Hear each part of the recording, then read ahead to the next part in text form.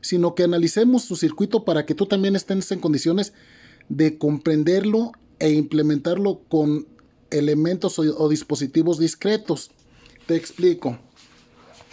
Este sensor tiene aquí un fotoemisor o un LED IR y a un lado tiene un fototransistor, es decir, un fotorreceptor de la luz del LED infrarrojo.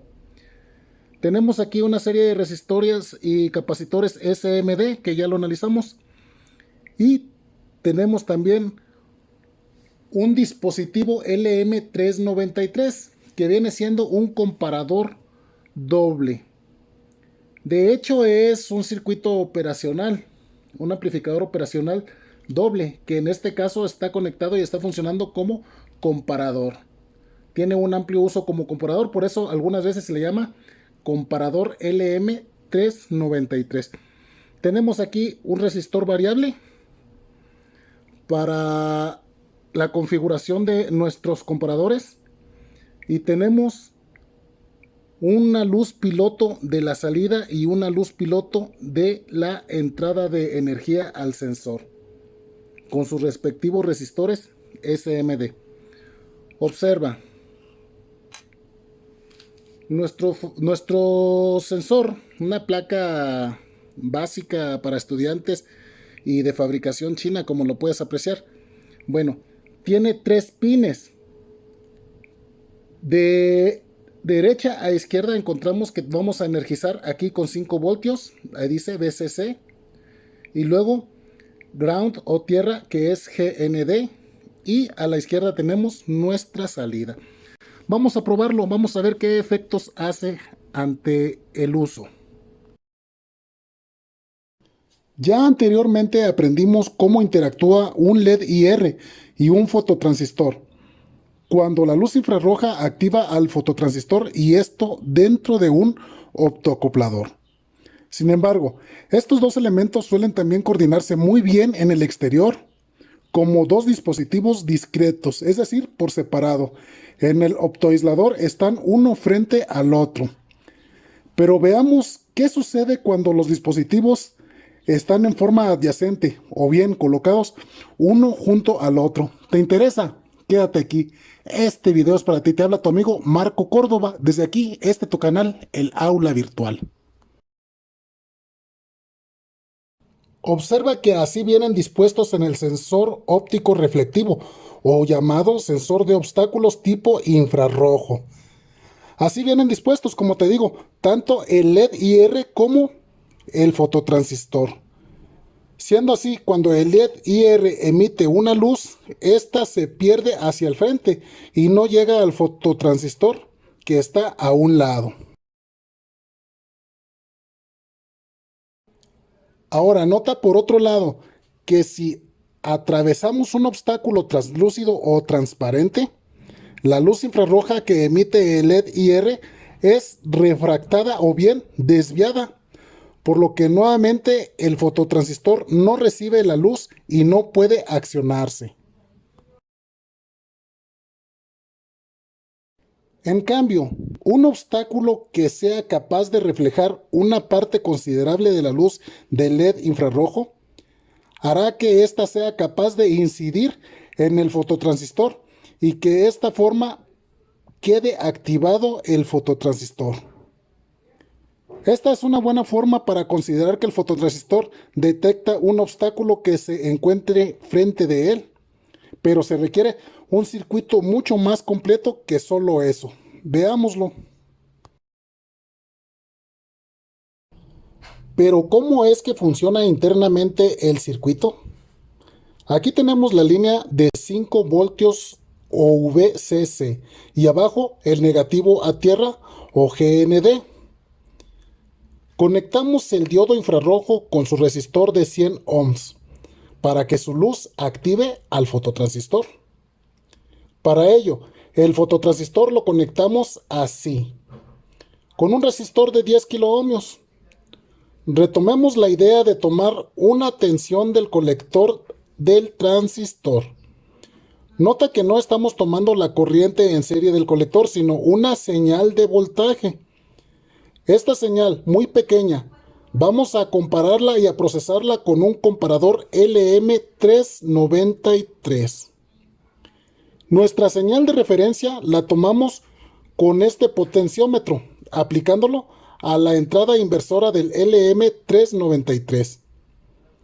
Y la señal que tomamos del transistor lo llevamos a la entrada no inversora, porque es la que vamos a comparar con la del potenciómetro.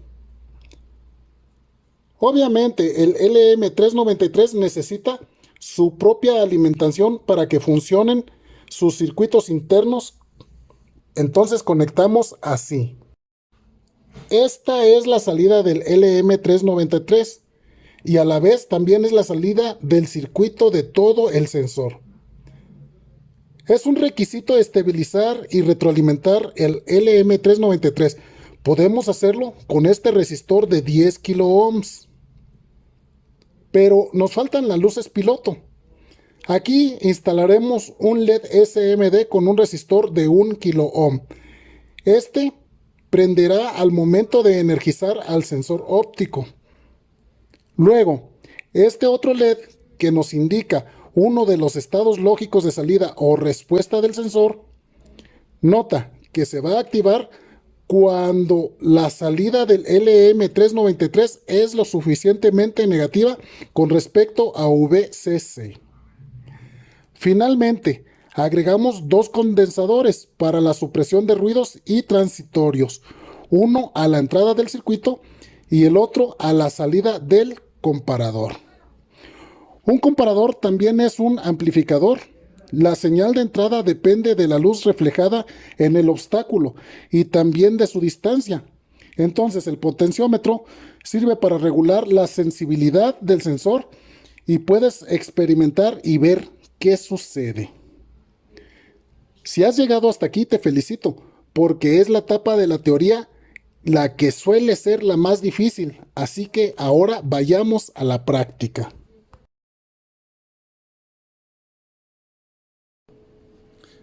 Aquí tenemos nuestro tablero de prácticas. Vamos a intentar, yo siempre procuro tener una referencia. Por ejemplo, esta es la columna 40. Este es mi conector número 40.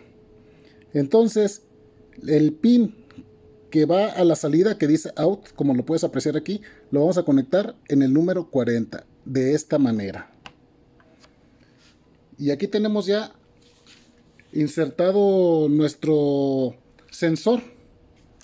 Ahora, quiero que recuerdes que los buses inferiores y los superiores son para la alimentación.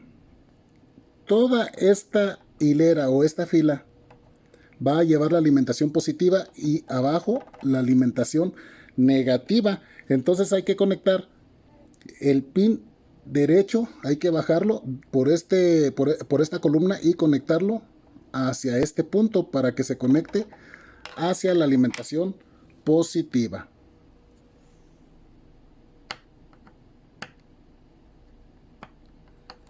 Aquí lo tenemos.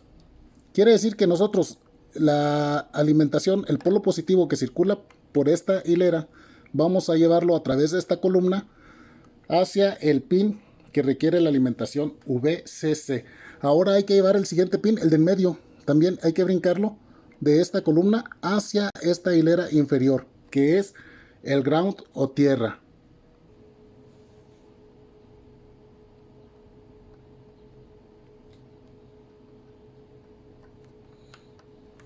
Aquí está. Básicamente ya conectamos entonces la alimentación de nuestro sensor con nuestro polo positivo y nuestro polo negativo. Una vez que yo alimente el bus, ahí va a quedar alimentado nuestro sensor.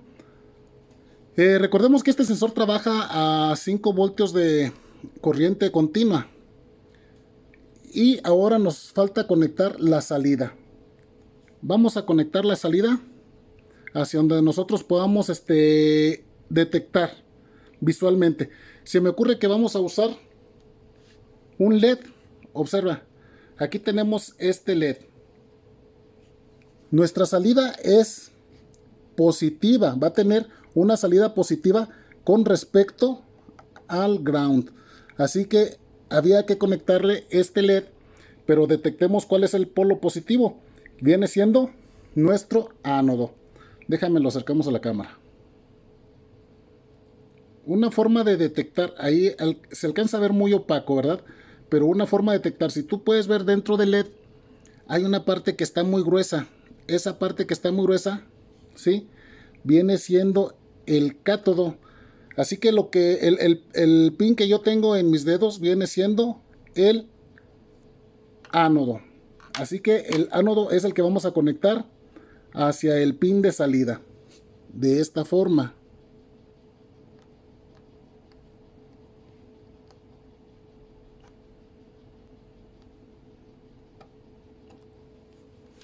Aquí lo tenemos.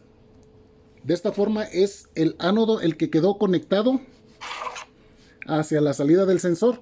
Y este otro pin hay que llevarlo a tierra, pero no sin antes instalarle un resistor. En este caso es un resistor de 220 ohmios para limitar la corriente que va hacia el LED azul. Aquí lo tenemos ya instalado. Observa pues, aquí este cable rojo toma del bus el positivo y lo lleva hacia el pin derecho. Luego de la parte inferior subimos hacia la columna 41 para llevarle tierra o ground o bien el negativo de la alimentación hacia el pin central. Después obtenemos la salida de este circuito, de este sensor, desde el pin izquierdo y lo llevamos hacia el ánodo de nuestro LED azul. Sale por el cátodo y el cátodo lo vamos a llevar hacia ground. No si no lo ponemos a través de un resistor de 220 ohmios para limitar la corriente y no dañar nuestro circuito o nuestro LED. En este momento ya está nuestro circuito conectado totalmente. Cuando yo alimente aquí va a comenzar a funcionar. Vamos a probarlo. Aquí tengo mis puntas de alimentación para 5 voltios. Voy a conectar. Aquí tenemos el color, la terminal negra, que es el polo negativo. Y luego de este lado ponemos el polo positivo. Observa, ahí está funcionando nuestro sensor. ¿Qué puedes notar? ¿Qué me puedes decir de este sensor? ¿Cómo está configurado en esta forma? Observa que el sensor, aunque no ha detectado ningún objeto que obstaculice su luz, es decir, no ha detectado la presencia de ningún objeto, ya nos ha enviado una señal de salida que mantiene prendido este LED azul. Quiere decir que este sensor está funcionando como un interruptor normalmente cerrado. Es decir, me va a estar mandando un pulso alto, un voltaje digital de aproximadamente 5 voltios cuando no haya presencia de ningún objeto. Observa, este sensor detecta objetos, no detecta luz. Aquí voy a poner una sombra. Observa, le estoy haciendo sombra y no cambia el estado del LED azul. ¿Por qué? Porque no me detecta las sombras, me detecta un objeto en su cercanía o en su inmediación. También quiero comentarte que este sensor es muy parecido al sensor seguidor de línea que usan mucho los estudiantes de mecatrónica y de robótica para sus proyectos. Este sensor no distingue entre el color blanco y el color negro. Observa, aquí tengo una hoja color blanco. La voy a atravesar y observa que me detecta la presencia de la hoja, no el color. Observa, la presencia de la hoja. Ahí me detecta la cercanía de la hoja. No importa que sea de color blanca o que sea oscura. En este caso agarré un papel blanco para mostrártelo. Observa los cambios en el LED verde izquierdo, que es el indicador del sensor, y observa los cambios en el LED azul, que es nuestro sensor piloto de salida. Perdón, nuestro luz piloto de salida. Bueno, cuando yo atravieso la hoja se apaga el LED azul. Se ve verde, no está verde, ¿verdad? Es el reflejo del LED del sensor. En realidad solo se apagó el LED azul. Cuando yo retiro la hoja se va a prender el LED azul. Observa. Ahí tenemos nuestro LED azul encendido. Vamos a hacer una prueba con un cuerpo metálico. Ahí tenemos nuestras pinzas y sí las detecta, ¿verdad? Tiene cierto rango. Aquí tengo las pinzas aproximadamente a 4 centímetros de distancia y sí las detecta. El rango se ajusta con este potenciómetro. Pero hay que hacer notar algo muy importante. En realidad no se trata de que detecte materiales blancos, negros o metálicos o no metálicos. Observa este material. Es una bolsa de celofán. Aunque sí detecta algunos puntos del metal, es muy probable que con esta bolsa cometa errores. Observa, lo tengo y en momentos detecta y en momentos no. ¿Por qué? Por ejemplo, ahí no está detectando y está muy cerca la bolsa del sensor, está sobre el sensor, está muy cerca y no lo detecta. Porque el material es translúcido o transparente. Si nosotros usamos un material transparente, la luz que envía nuestro fotoemisor o nuestro LED infrarrojo va a atravesar ese material y no se va a reflejar, es decir, no va a retornar al fototransistor. Es por eso que no lo detecta. Esto te lo platico para que tengas conciencia de qué usos podrías darle tú a este sensor. Ahora vamos a ver la señal de salida para saber si es digital o es analógica. De antemano ya debíamos de saber, ¿verdad? Conectamos nuestras puntas de nuestro multímetro a la referencia, a tierra, y nuestra punta positiva hacia la salida del sensor. Aquí lo tenemos. Observa que me marcó un voltaje en nuestro sensor. Es decir, en nuestro pin de salida. Nuestra señal de salida es de 3 voltios aproximadamente. Observa aquí cada cuadrito, cada renglón mide 3 voltios. Y observa cómo cambia la tensión cuando yo atravieso un obstáculo al sensor. Aquí lo tenemos, se va a 0. Lo quito, lo ponemos, se va a 0 y luego se va a 3 voltios. Vamos a cambiar la escala del multímetro.